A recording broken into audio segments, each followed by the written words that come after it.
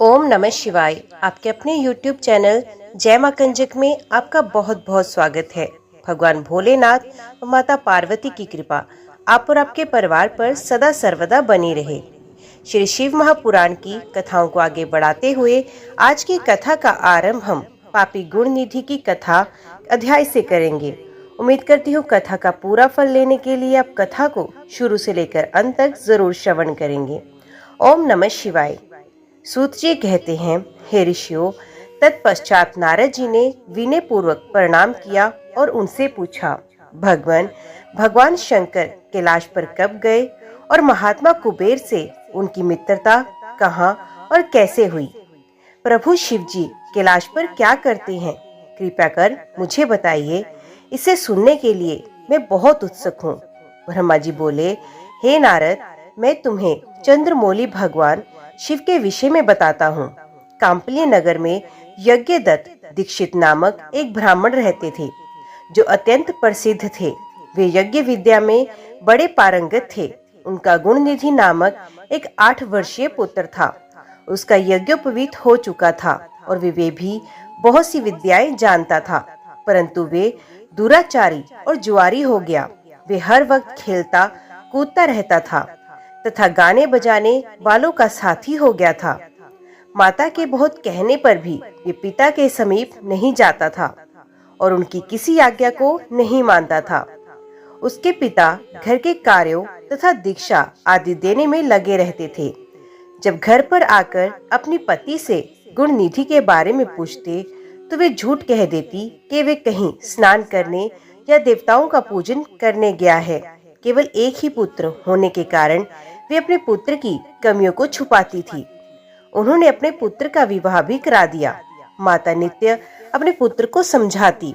वे उसे ये भी समझाती कि तुम्हारी बुरी आदतों के बारे में तुम्हारे पिता को पता चल गया तो वे क्रोध के आवेश में हम दोनों को मार देंगे। परंतु गुण निधि पर माँ के समझाने का कोई प्रभाव न पड़ता था। एक दिन उसने अपने पिता की अंगूठी चुरा ली और उसे जुए में हार गया। देव योग से उसके पिता को अंगूठी के विषय में पता चल गया। जब उन्होंने अंगूठी ज्वारी के हाथ में देखी और उससे पूछा तो ज्वारी ने कहा, मैंने कोई चोरी नहीं की, अंगूठी मुझे तुम्हारे पुत्र ने ही दी है। यही नहीं बल्कि उसने और ज्वारियों को भी बहुत सारा धन घर से लाकर दिया है। परंतु आश्चर्य तो ये है कि तुम जैसे पंडित भी अपने पुत्र के लक्षणों को नहीं जान पाए।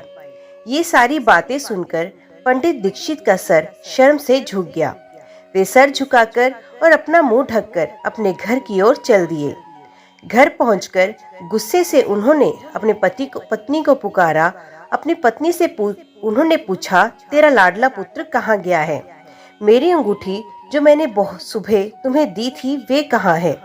मुझे जल्दी से दो। पंडित की पत्नी ने फिर झूठ बोल दिया, मुझे स्मरण नहीं कि वे कहाँ है। अब तो दीक्षित जी को और भी क्रोध आ गया।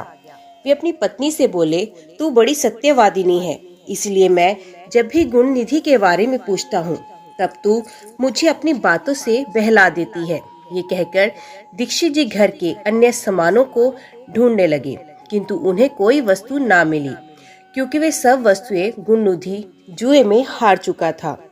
क्रोध में आकर पंडित ने अपनी पत्नी और पुत्र को घर से निकाल दिया और दूसरा विवाह कर लिया।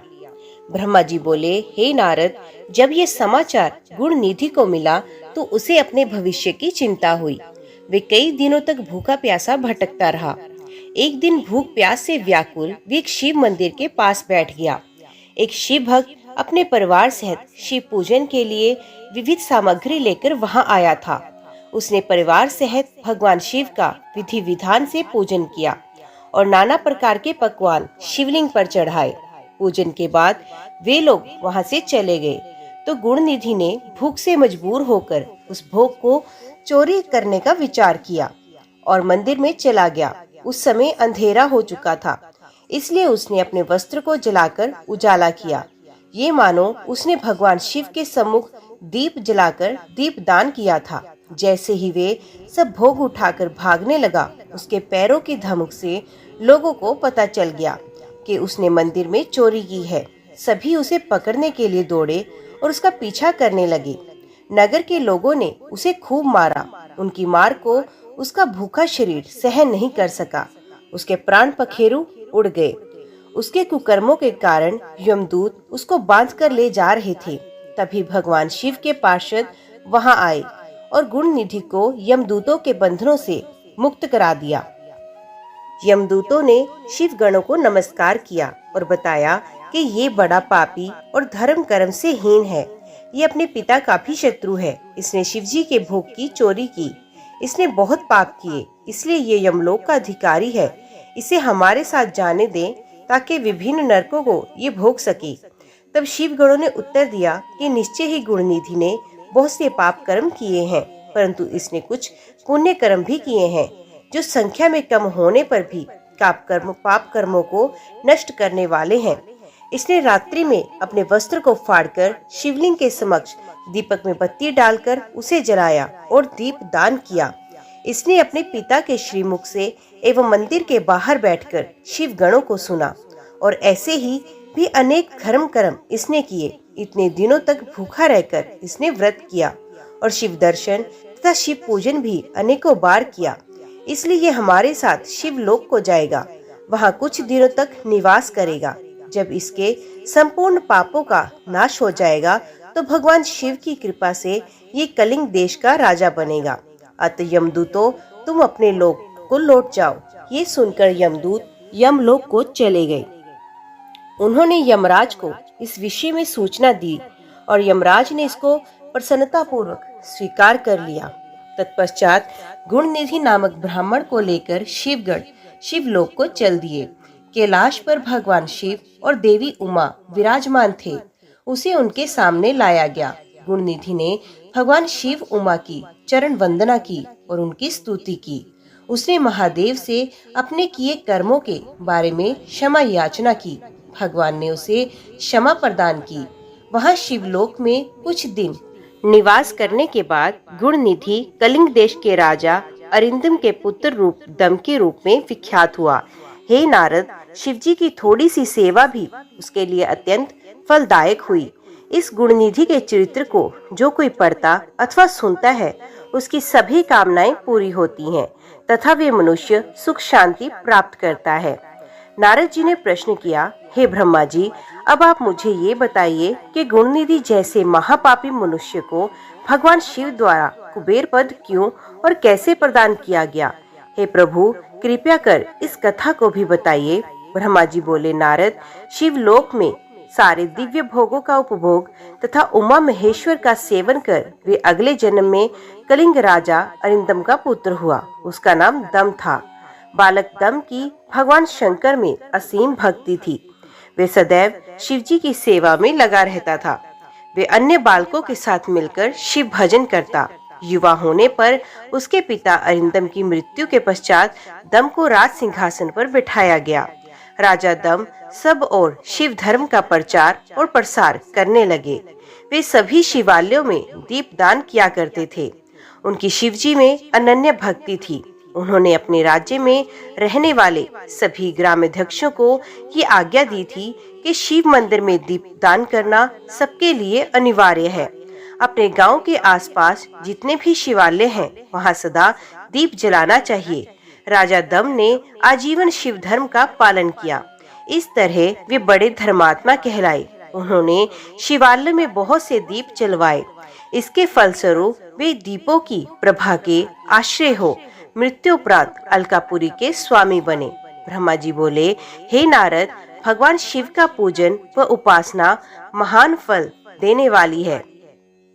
दीक्षित के पुत्र गुणनिधि ने, जो पूर्ण अधर्मी था, भगवान शिव की कृपा पाकर दिक्पाल का पद पा लिया था।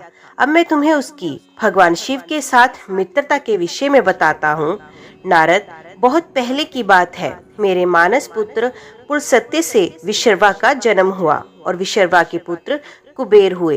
उन्होंने पूर्व काल में बहुत कठोर तप किया। उन्होंने विश्वकर्मा द्वारा रचित अलकापुरी का उपभोग भी किया।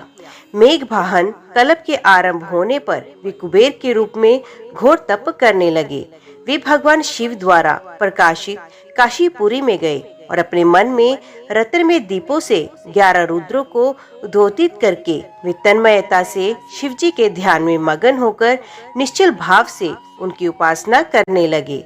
वहां उन्होंने शिवलिंग की प्रतिष्ठा की, उत्तम पुष्पों द्वारा शिवलिंग का पूजन किया। कुबेर पूरे मन से तप में लगे थे। उनके पूरे शरीर में केवल हड्डियों का ढांचा और चमड़ी ही बची हुई थी। इस प्रकार उन्होंने 10,000 वर्षों तक तपस्या की। तत्पश्चात भगवान शिव अपनी दिव्य शक्ति उमा के भव्य रूप के साथ कुबेर के पास गए। अलकापति कुबेर मन को एकाग्र कर शिवलिंग के सामने तपस्या में लीन थे। भगवान शिव ने कहा, अलकापते, मैं तुम्हारी भक्ति और तपस्या से प्रसन्न हूँ। तुम मुझसे अपनी इच्छा अनुसार वर मांग सकते हो। ये सुनकर जैसे ही कुबेर ने आंखें खोली तो उन्हें अपने सामने भगवान नीलकंठ खड़े दिखाई दिए। उनका तेज सूर्य के समान था। उनके मस्तक पर चंद्रमा अपनी चांदनी बिखेर रहा था। उनके तेज से कुबेर की आंखें चौंधिया गई। तत्काल उन्होंने अपनी आंखें बंद कर ली और वे भगवान शिव से बोले, भगवान, मेरे नेत्रों को वे शक्ति दीजिए जिससे मैं आपके चरणार बिंदों का दर्शन कर सकूं। कुबेर की बात सुनकर भगवान शिव ने अपनी हथेली से कुबेर को स्पर्श कर देखने की शक्ति प्रदान की। दिव्य दृष्टि प्राप्त होने पर वे आंखें फाड़ फाड़ कर देवी उमा की ओर देखने लगे। वे सोचने लगे, भगवान शिव के साथ ये सर्वांग सुंदरी कौन है? इसने एक ऐसा कौन सा तप किया जो इसे भगवान शिव की कृपा से उनका सामीप्य रूप और सौभाग्य प्राप्त हुआ। वे देवी उमा को निरंतर देखते जा रहे थे। देवी को घूरने के कारण उनकी बाईं आंख फूट गई। शिवजी ने उमा से कहा, उम्हे, ये तुम्हारा पुत्र है। ये तुम्हें क्रूर दृष्टि से नहीं देख रहा। ये तुम्हारे तप बल को जानने की कोशिश कर रहा है। फिर भगवान शिव ने कुबेर से कहा, मैं तुम्हारी तपस्या से बहुत प्रसन्न हूँ। मैं तुम्हें वर देता हूँ कि तुम समस्त निधियों और घुस शक्तियों के स्वामी हो जाओ। सुवर्तों, यक्षों और किन्नरों के अधिपति होकर धन के दाता बनो। मेरी तुमसे सदा मित्रता रहेगी और मैं तुम्हारे पास सदा निवास करूंगा, अर्थात तुम्हारे स्थान अलकापुरी के पास ही मैं निवास करूंगा। कुबेर, अब तुम अपनी माता उमा के चरणों में प्रणाम करो। यही तुम्हारी माता है।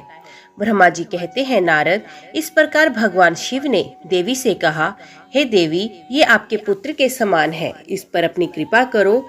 ये सुनकर उमा देवी बोली, वत्स, तुम्हारी भगवान शिव में सदैव निर्मल भक्ति बनी रहे। बाईं आंख फूट जाने पर तुम एक ही पिंगल नेत्र से युक्त रहो। महादेव जी ने जो वर तुम्हें प्रदान किए वे सुलभ हैं। मेरे रूप से ईर्ष्या के कारण तुम कुबेर नाम से प्रसिद्ध होगे। कुबेर को वर देकर भगवान शिव और देवी उमा अपने धाम को चले गए। इस प्रकार भगवान शिव और कुबेर में मित्रता हुई और वे अलकापुरी के निकट कैलाश पर्वत पर निवास करने लगे। नारद जी ने कहा, ब्रह्मा जी, आप धन्य हैं। आपने मुझ पर कृपा कर मुझे इस अमृत कथा के बारे में बताया। निश्चय ही शिव भक्ति दुखों को दूर कर समस्त सुख प्रदान करने वाली है। ब्रह्मा जी बोले, हे नारद मुनि, कुबेर के कैलाश पर्वत पर तप करने से वहां पर भगवान शिव का शुभ आगमन हुआ। कुबेर को वर देने वाले विश्वेश्वर शिव जब निधिपति होने का वर देकर अंतर ध्यान हो गए, तब उनके मन में विचार आया कि मैं अपने रुद्र रूप में, जिसका जन्म ब्रह्मा जी के ललाट से हुआ, जो संहारक है, कैलाश पर्वत पर निवास करूंगा। शिव की इच्छा से कैलाश जाने के इच्छुक रुद्रदेव ने बड़े जोर जोर से अपना डमरू बजाना शुरू किया। ये ध्वनि उत्साह बढ़ाने वाली थी। डमरू की ध्वनि तीनों लोकों में गूंज रही थी। उस ध्वनि में सुनने वालों को अपने पास आने का आग्रह था। उस डमरू ध्वनि को सुनकर ब्रह्मा, विष्णु आदि सभी देवता, ऋषि मुनि, वेद शास्त्रों को जानने वाले सिद्ध लोग बड़े उत्साहित होकर कैलाश पर्वत पर पहुंच गए। भगवान शिव के सारे पार्षद और गणपाल जहां भी थे, कैलाश पर्वत पर पहुंचे। साथ ही असंख्य गणों सहित अपनी लाखों करोड़ों भयावनी भूत प्रेतों की सेना के साथ स्वयं शिवजी भी वहां पहुंचे। सभी गणपाल सहस्रों भुजाओं से युक्त थे। उनके मस्तक पर जटाएं थी। सभी चंद्रचूड़, नीलकंठ और त्रिलोचन थे। हार, कुंडल, केयूर तथा मुकुट से वे अलंकृत थे। भगवान शिव ने विश्वकर्मा को कैलाश पर्वत पर निवास बनाने की आज्ञा दी। अपने व अपने भक्तों के रहने के लिए योग्य आवास तैयार करने का आदेश दिया। विश्वकर्मा ने आज्ञा पाते ही अनेकों प्रकार के सुंदर निवास स्थान बना दिए। उत्तम मुहूर्त में उन्होंने वहां प्रवेश किया। इस मधुर बेला पर सभी देवताओं, ऋषि मुनियों और सिद्धों सहित ब्रह्मा और विष्णु जी ने शिव जी व उमा का अभिषेक किया। विभिन्न प्रकार से उनकी पूजा अर्चना और स्तुति की। प्रभु की आरती उतारी। उस समय आकाश में फूलों की वर्षा हुई। इस समय चारों ओर भगवान शिव तथा देवी पार्वती की जय जयकार होने लगी। सभी की स्तुति से प्रसन्न होकर भगवान शिव ने उन्हें उनकी इच्छा के अनुसार वरदान दिया तथा उन्हें अभीष्ट और मनोवांछित वस्तुएं भेंट की।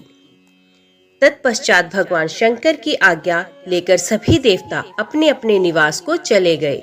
कुबेर भी भगवान शिव की आज्ञा पाकर अपने स्थान अलकापुरी को चले गए। तत्पश्चात भगवान शंभु वहां निवास करने लगे।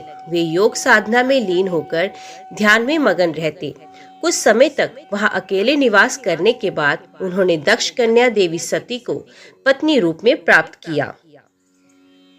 देव ऋषि अब रुद्र भगवान देवी सती के साथ वहां सुखपूर्वक विहार करने लगे। हे नारद, इस प्रकार मैंने तुम्हें भगवान शिव के रुद्र अवतार का वर्णन और उनके कैलाश पर आगमन की उत्तम कथा सुनाई। तुम्हें शिव जी व कुबेर की मित्रता और भगवान शिव की विभिन्न लीलाओं के विषय में बताया। उनकी भक्ति तीनों लोकों का सुख प्रदान करने वाली तथा मनोवांछित फलों को देने वाली है। इस लोक में ही नहीं परलोक में भी सद्गति प्राप्त होती है। इस कथा को जो भी मनुष्य एकाग्र होकर सुनता या पढ़ता है, इस लोक में सुख और भोगों को पाकर मोक्ष को प्राप्त होता है। नारद जी ने ब्रह्मा जी का धन्यवाद किया और उनकी स्तुति की। वे बोले कि हे प्रभु, आपने मुझे इस अमृत कथा को सुनाया। आप महाज्ञानी हैं। आप सभी की इच्छाओं को पूर्ण करते हैं। मैं आपका आभारी हूँ। शिव चरित्र जैसा श्रेष्ठ ज्ञान आपने मुझे दिया। हे प्रभु, मैं आपको बारंबार नमन करता हूँ। नारद जी ने पूछा, हे ब्रह्मा जी, आपके श्रीमुख से मंगलकारी व अमृतमयी शिव कथा सुनकर मुझ में उनके विषय में और अधिक जानने की लालसा उत्पन्न हो गई है। अतः भगवान शिव के बारे में मुझे बताइए। विश्व की सृष्टि करने वाले हे ब्रह्मा जी, मैं सती के विषय में भी जानना चाहता हूँ। सदाशिव योगी होते हुए एक स्त्री के साथ विवाह करके ग्रस्त कैसे हो गए? उन्हें शिव विवाह करने का विचार कैसे आया?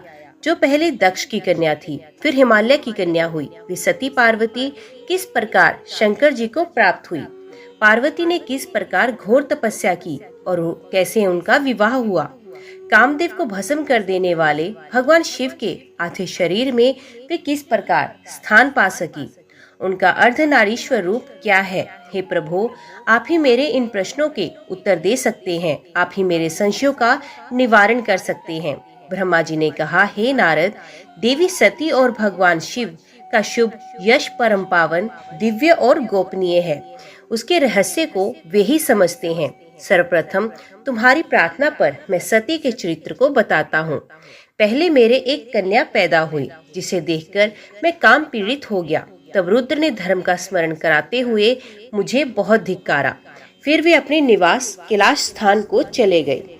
उन्हें मैंने समझाने की कोशिश की, परंतु मेरे सभी प्रयत्न निष्फल हो गए।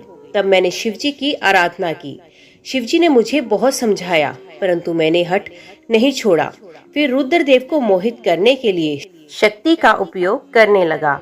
मेरे पुत्र दक्ष के यहाँ सती का जन्म हुआ। वे दक्ष सुता उमा नाम से उत्पन्न होकर कठिन तप करके रुद्र की स्त्री हुई। रुद्र ने गृहस्थाश्रम में सुखपूर्वक समय व्यतीत किया। उधर शिवजी की माया से दक्ष को घमंड हो गया और वे महादेव जी की निंदा करने लगा। दक्ष ने एक विशाल यज्ञ का आयोजन किया। उस यज्ञ में दक्ष ने मुझे, विष्णु जी को, सभी देवी देवताओं और ऋषि मुनियों को निमंत्रण दिया, परंतु महादेव जी एवं अपनी पुत्री सती को उस विशाल यज्ञ का निमंत्रण नहीं दिया। सती को जब इस बात की जानकारी मिली तो उन्होंने शिव चरणों में वंदना कर उनसे दक्ष यज्ञ में जाने की इच्छा प्रकट की। भगवान शिव ने देवी सती को बहुत समझाया कि बिना बुलाए ऐसे आयोजनों में जाना अपमान और अनिष्टकारक होता है, लेकिन सती ने जाने का हठ किया। शिव ने भावी को देखते हुए आज्ञा दे दी। शिव सर्वज्ञ हैं। सती पिता के घर चली गई। वहां यज्ञ में महादेव जी के लिए भाग ना देख और अपने पिता के मुख से अपने पति की घोर निंदा सुनकर उन्हें बहुत क्रोध आया। वे महादेव की निंदा सहन ना कर सकी और उन्होंने उसी यज्ञ कुंड में कूदकर अपने शरीर का त्याग किया। जब इसका समाचार शिव तक पहुंचा तो वे बहुत कुपित हुए। उन्होंने अपनी जटा का एक बाल उखाड़कर वीरभद्र नामक अपने गण को उत्पन्न किया।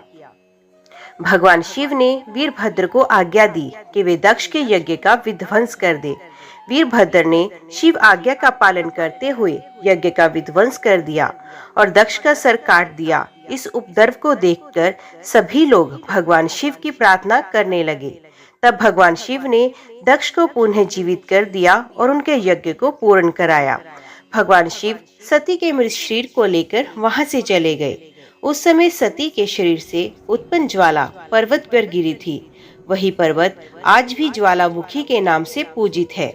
आज भी उसके दर्शन से मनोकामनाएं पूरी होती हैं। वही सती दूसरे जन्म में हिमाचल के घर में पुत्री रूप में प्रकट हुई, जिनका नाम पार्वती था। उन्होंने कठोर तप द्वारा पुण्य महादेव शिव को अपने पति के रूप में प्राप्त किया। सूत जी बोले, हे ऋषियों, ब्रह्मा जी के ये वचन सुनकर नारद जी पुण्य पूछने लगे, हे ब्रह्मा जी, मैं सती और शंकर जी के परम पवित्र व दिव्य चरित्र को पुण्य सुनना चाहता हूँ कि सती की उत्पत्ति कैसे हुई और महादेव जी का मन विवाह करने के लिए कैसे तैयार हुआ। दक्ष से नाराज होकर देवी सती ने अपनी देह को कैसे त्याग दिया और फिर कैसे हिमाचल की पुत्री पार्वती के रूप में जन्म लिया। उनके तप, विवाह, काम, नाश आदि की सभी कथाएं मुझे सब विस्तार सुनाने की कृपा कीजिए। ब्रह्मा जी बोले, हे नारद, पहले भगवान शिव निर्गुण, निर्विकल्प, निर्विकारी और दिव्य थे, परंतु देवी उमा से विवाह करने के बाद वे सगुण और शक्तिमान हो गए। उनके बाएं अंग से ब्रह्मा जी उत्पन्न हुए और दाएं अंग से विष्णु उत्पन्न हुए। तभी से भगवान सदाशिव के 3 रूप ब्रह्मा, विष्णु और रुद्र सृष्टिकर्ता, पालनकर्ता और संहारकर्ता के रूप में विख्यात हुए। उनकी आराधना करते हुए मैं सुरासुर सहित मनुष्य आदि जीवों की रचना करने लगा। मैंने सभी जातियों का निर्माण किया। मैंने ही मरीच, अत्रि, पुलह, पुलसत्य, अंगिरा, कृतु, वशिष्ठ, नारद, दक्ष और भृगु की उत्पत्ति की और ये मेरे मानस पुत्र कहलाए। तत्पश्चात मेरे मन में माया का मोह उत्पन्न होने लगा। तब मेरे हृदय से अत्यंत मनोहारी और सुंदर रूप वाली नारी प्रकट हुई। उसका नाम संध्या था। वे दिन में क्षीण होती, परंतु रात में उसका रूप, सौंदर्य और निखर जाता था। वे साय संध्या ही थी। संध्या निरंतर मंत्र का जाप करती। उसके सौंदर्य से ऋषि मुनियों का मन भी भ्रमित हो जाता। इसी प्रकार मेरे मन से एक मनोहर रूप वाला पुरुष भी प्रकट हुआ। वे अत्यंत सुंदर और अद्भुत रूप वाला था। उसके शरीर का मध्य भाग पतला था। वे काले बालों से युक्त था। उसके दांत सफेद मोतियों से चमक रहे थे। उसके श्वास से सुगंध निकल रही थी। उसकी चाल मदमस्त हाथी के समान थी। उसकी आंखें कमल के समान थी। उसके अंगों में लगे केसर की सुगंध नासिका को तृप्त कर रही थी। तभी उस रूपवान पुरुष ने विनय पूर्वक अपने सर को मुझ ब्रह्मा के सामने झुकाकर मुझे प्रणाम किया और मेरी स्तुति की। वे पुरुष बोला, ब्राह्मण, आप अत्यंत शक्तिशाली हैं। आपने ही मेरी उत्पत्ति की। प्रभु मुझ पर कृपा करें और मेरे योग्य काम मुझे बताएं, ताकि मैं आपकी आज्ञा से उस कार्य को पूरा कर सकूं। ब्रह्मा जी ने कहा, हे भद्रपुरुष, तुम सनातनी सृष्टि उत्पन्न करो। तुम अपने इसी स्वरूप में फूल के 5 बाणों से स्त्रियों और पुरुषों को मोहित करो। इस चराचर जगत में कोई भी जीव तुम्हारा तिरस्कार नहीं कर पाएगा। तुम छिपकर प्राणियों के हृदय में प्रवेश करके सुख का हेतु बनकर सृष्टि का सनातन कार्य आगे बढ़ाओगे। तुम्हारे पुष्पमय बाण समस्त प्राणियों को भेद कर उन्हें मस्त करेंगे। आज से तुम पुष्प बाण नाम से जाने जाओगे। इस प्रकार तुम सृष्टि के प्रवर्तक के रूप में जाने जाओगे। ओम नमः शिवाय। आज की वीडियो में इतना ही। उम्मीद करती हूँ वीडियो आपको पसंद आई होगी। वीडियो पसंद आई हो तो वीडियो को लाइक और चैनल को सब्सक्राइब जरूर कीजिएगा।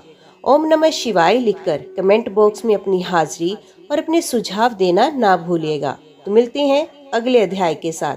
तब तक के लिए देखते व सुनते रहिए। जय मां कंजक, जय माता दी।